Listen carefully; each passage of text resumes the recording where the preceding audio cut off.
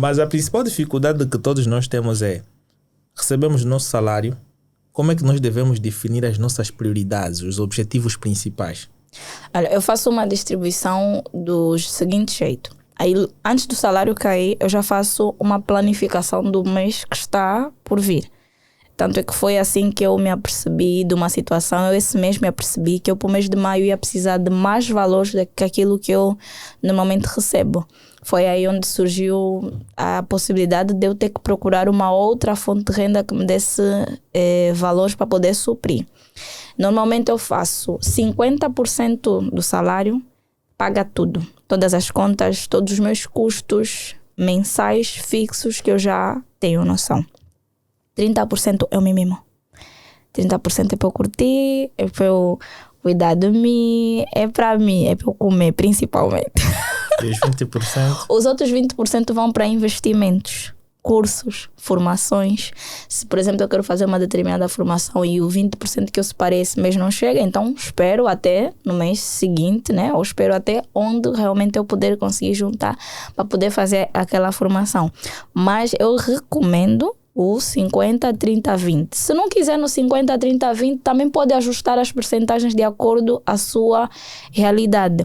Mas é necessário que consigamos fazer com que apenas 50% vai para os gastos que nós temos fixo. Se passar disso, nós já começamos a ficar no vermelho. Os outros 30% que são gastos para mim são necessários. Eu percebi isso ao longo da jornada. Percebi de uma forma dura. Porque o salário chegava e eu pagava todas as contas que eu tinha. E depois daquilo o que sobrava era para mim, não sobrava nada. Então eu fiquei frustrada. Houve uma época em que eu fiquei super frustrada porque eu não tinha nada para mim. Porque eu pegava e dava prioridade a tudo. Até as formações mesmo. Eu pegava, tirava o dinheiro, pagava formações, dava prioridade a tudo, mas não dava prioridade à minha saúde mental. E cheguei a ficar tão irritada que houve uma noite em que eu não dormi. Só chorei naquela noite porque eu trabalhava, o salário aumentava, todos os anos o meu salário aumentava, mas mesmo assim eu não via o dinheiro. Todos os anos, ano passava, e houve uma época que eu e as minhas irmãs dizíamos: quando eu começar a ganhar 200 mil, a minha vida vai mudar. Era mentira, né? Não, na altura ainda dávamos aula, dávamos todas as aulas na altura. Só que depois, nós quando chegamos aos 200 vimos que a realidade não era. Os custos também aumentaram. Os custos também aumentaram. Foi aí que eu parei, eu disse, ok, eu preciso organizar essa situação, senão ela vai estar sempre a se repetir, independentemente do valor que eu ganho. Então, eu me apercebi de uma forma muito dura.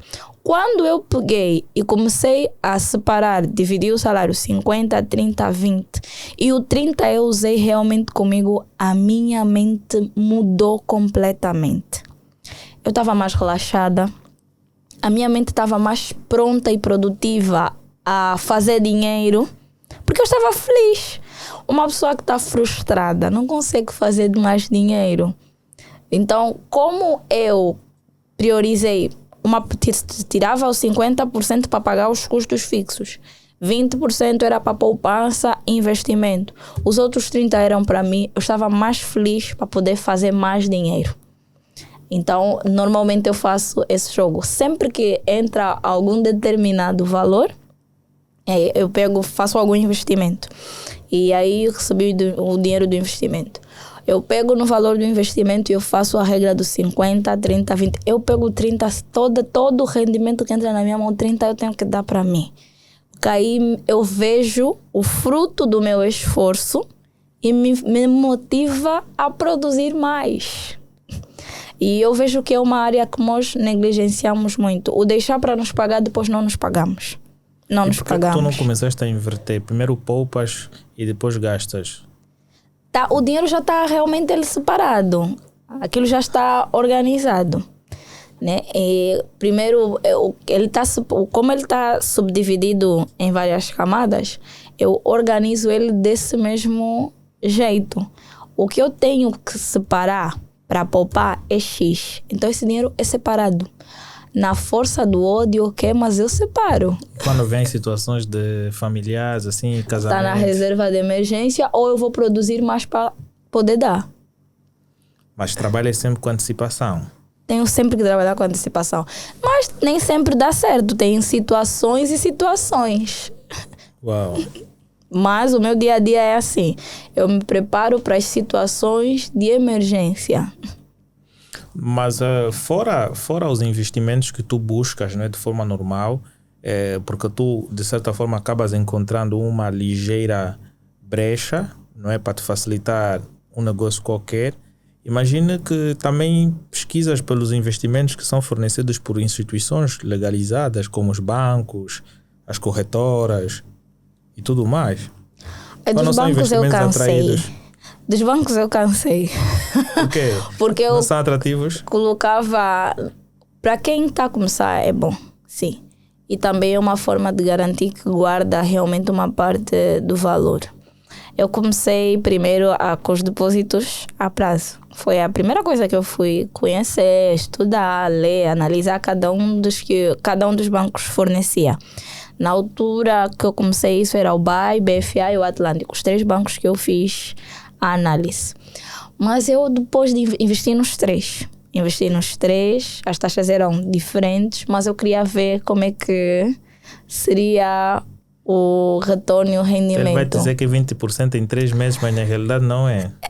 Depois mais os impostos, o IAC, né, que é o imposto sobre a aplicação de capitais, que vai incidir. E no final eu olhava e eu via que eu investia um valor, por exemplo, né, você vai dizer, vou investir 50 mil kwanzas. Para depois você tirar o quê? 5 mil kwanzas? Eu dizia, não, para isso 5 mil eu faço. 5 mil, 10%? Em quanto tempo? Às vezes 3 meses. Já houve essa situação. Estes bancos não fornecem investimento dessa forma. Já. Há uns anos atrás, eu cheguei a investir 50 mil e o que eu tinha ganhado em média, acho que tinha passado 3 a 6 meses, acho que era isso, eu tinha ganhado 5 mil kwanzas. É por ali, porque na realidade todo qualquer investimento que são fornecidos por essas instituições fazem uma base de cálculo de 365 dias. Exato. O que eles fazem é o quê?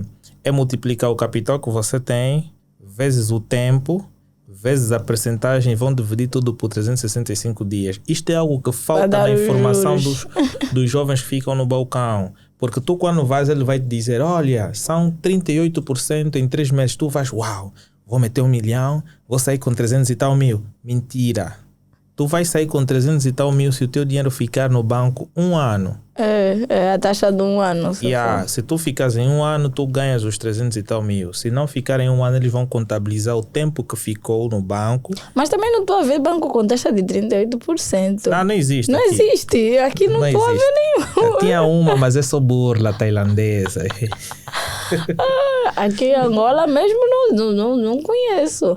Podes até para tu, porque os depósitos a prazo é você praticamente emprestar o teu dinheiro ao banco para fazer dinheiro. Não, mas num leque de diversificação, tu tens aqui um valor a multiplicar-se, aqui outro valor a multiplicar-se, aí é bem interessante. Uma das coisas que eu faço, que é um segredo aqui que eu vou passar para jovens que também querem aprender, eu tenho por volta de 6 contas bancárias, mas eu tenho a minha conta bancária de movimento e tenho as minhas contas que eu uso de poupança. O que eu faço?